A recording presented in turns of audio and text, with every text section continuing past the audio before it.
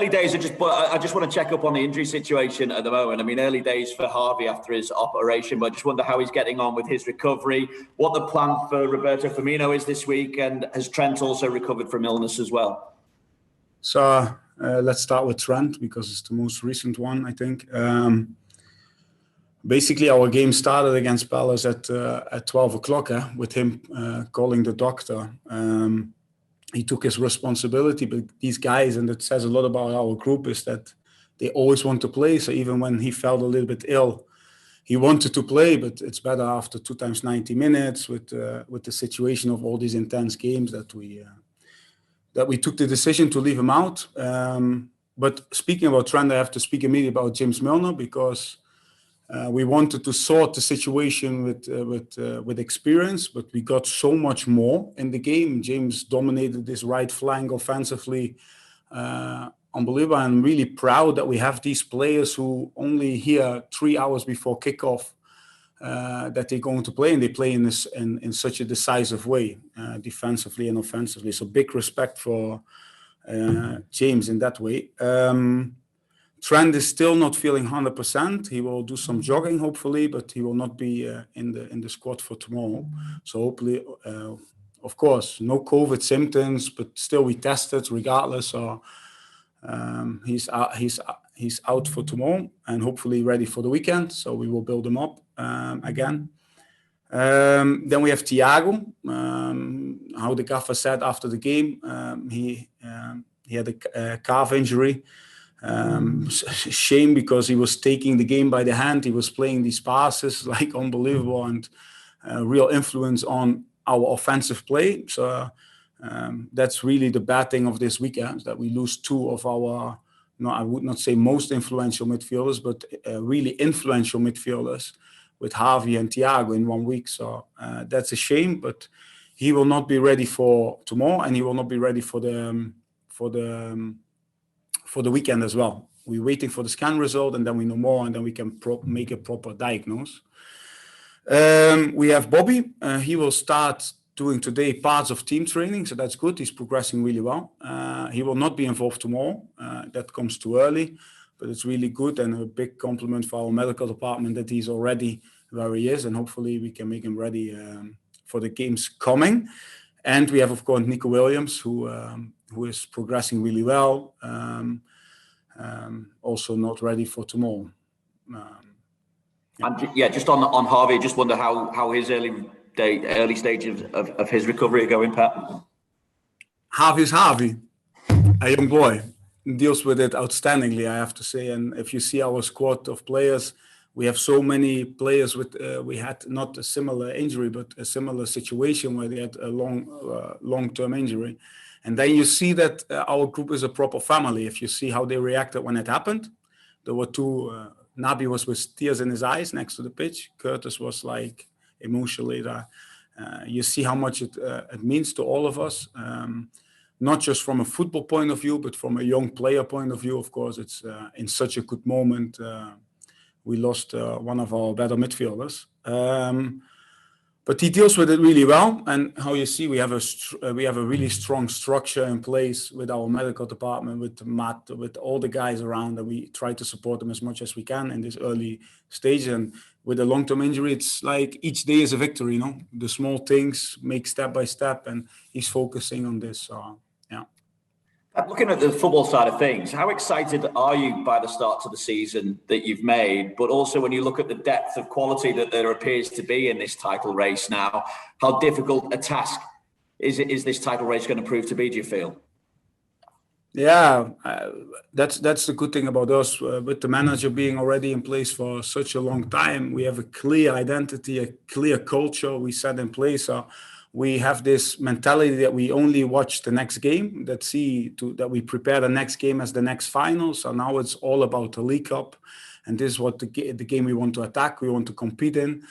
We are really happy with our performances, not just only the results, the way we put our game into place, the hunger the players are showing, the decisive moments from so many different players in the game. I like that a lot. So we are confident, but also very hungry as a team.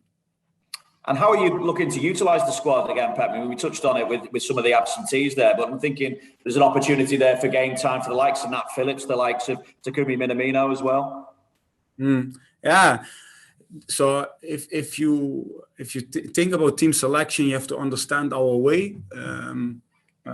So we want to compete in a certain style, with a certain style of football.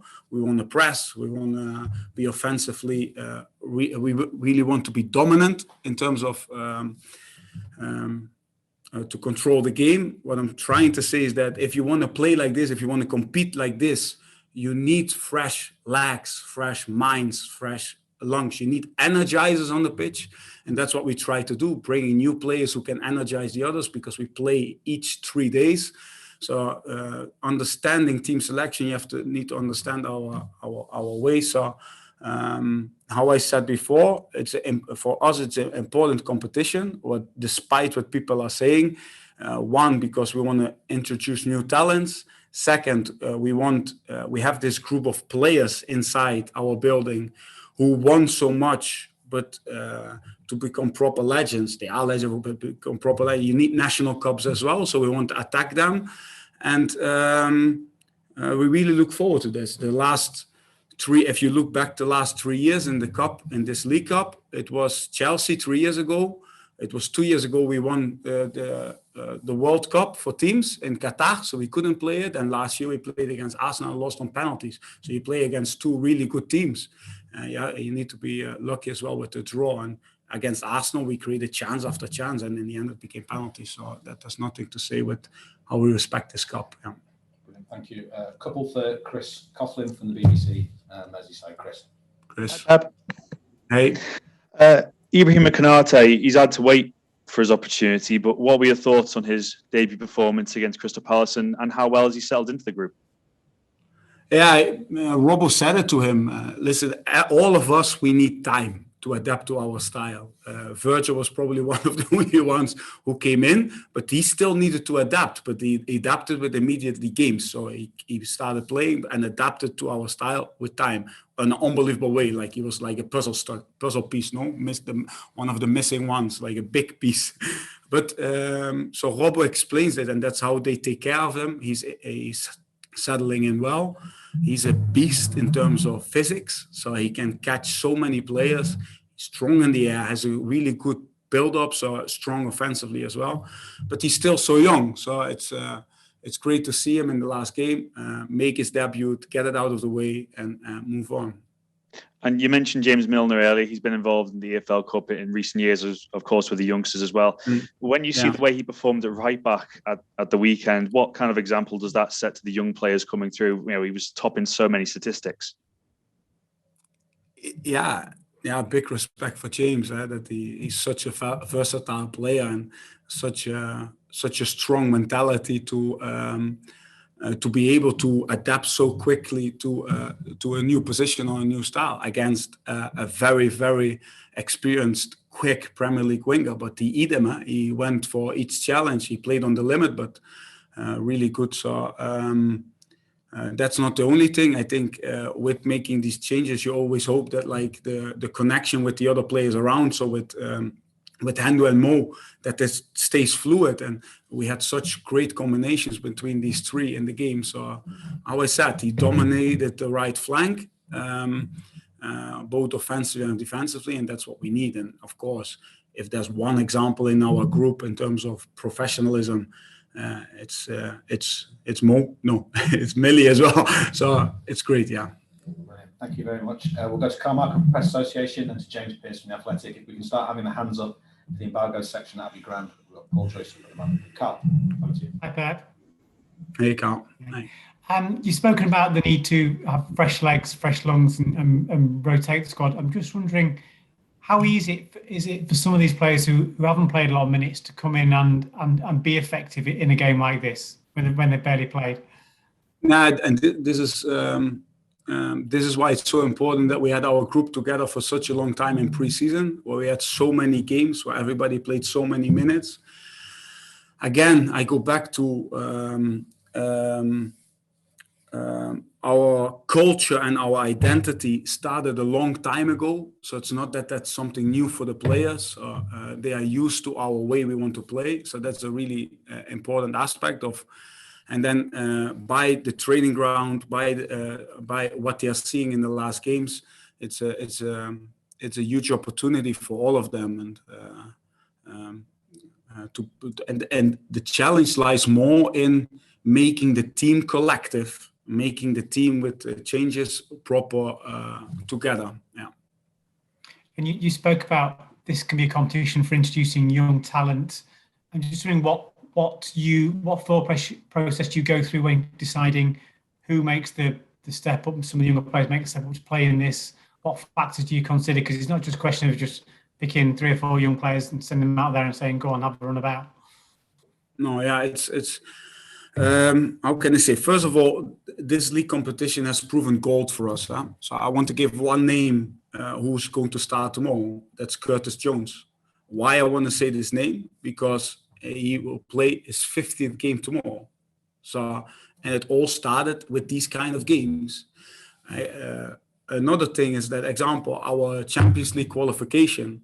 So everybody, our Champions League group, everybody was saying, what a strong group, the group of that, it's so difficult, it's that, all these things. And I was only thinking like, wow, we have 6 top games. If you come from a development or academy background, you know how important it is that you have like top games to develop. And one thing our group and our squad needs is to become better, to make the next step. And this only works with game time. So for young players, it's really important in the right games with the right players around them, that there's still stability, that there's still a clear way of play, that we can push them. And second is we need these games. The more games we play in the season, the better, because that means that we are progressing. And if we are progressing, we get better games. If we get better games with more pressure, the better, because we become a better team, because we learn, we adapt, we create these experiences with our team. Yeah. Brilliant. And then to finish the open section, we go to James Pearce from The Athletic, and then we go to the embargo part. James. Hi, Pep. James. Pep, just as you touched on, then this competition has provided some fantastic opportunities for young players in recent years. We've seen KAIDE GORDAN spend, most of the pre-season with the senior squad. How did he adjust to those surroundings? And is he someone, as a coach, you're excited about his huge potential? I'm excited. I'm excited about our academy. So that's first. There are so many talents, like how do you say, diamonds? So many special players who just can't wait to make this step. So it's so important that we keep doing this, because with one player we push, we inspire a whole academy. So we have to keep this logic of the inside pathway. And one, because we win players, and second, because we become a better team, because young players will never let you down. Never. They never did, and they never will. About KAIDE. Before pre-season, we always make sure that our biggest talents, or our talents, that they start a week earlier than we start. So they start with the 23s training. So I went to the 23 training ground, or to the training, watching, and I see one player, and he has fire in each moment he touched the ball. He passes players like they are not standing there. So I call Jürgen immediately, like, wow, we have a new player here. So we take all these young players to the preseason. And when do you know you have a good player around you? Is when the senior players start taking care of this young player. So when you see James Milner speaking with KAIDE, when you see Trent becoming like a proper mentor, like when you see that they invite him to sit on the table. And all our boys invited him in our group, and that made it so not easier, but it made it good for him how to adapt to our team, to our style. But he is what you see a lot with these kind of wingers. They can outplay, they can combine, but he has a goal in him, and he has this natural ability to be in the box between the goalposts to scores, even when the cross example comes from the opposite side. And that not many talents have that. They have maybe dribbling skills, but they don't have this desire to shoot, to come in the box, to score. So he's a typical Liverpool Football Club winger, in my opinion, because he has goal, he has speed, he has. Now we really like him. I'm really happy that he's with us.